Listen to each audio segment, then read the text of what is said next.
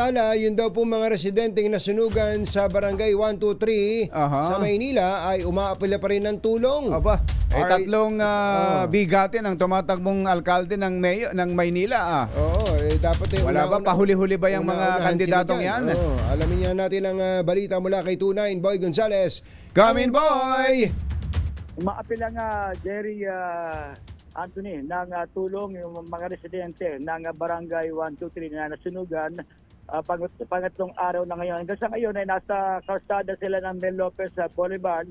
Halos 3 lane ang nasasakop na ng mga residente na pasamantalang ginawa nilang tahanan itong naturang lugar. Ayon kay Lito Roca, sa mga nasunugan pero yung kanyang mga napakaraming tolda ay ibinigay muna ng sa mga residente, kapitbahay para palagyan muna at mapasilungan ng mga residente dahil lang ngayong araw ay sobrang init. At sinabi naman ni Ruel Manalo, isa sa mga nasunugan, kailangan nilang tulong ng kahoy, yero. Dahil sa yung bahay nila, karamihan ng mga nasunugan, meron pa mga pader na nakatayo.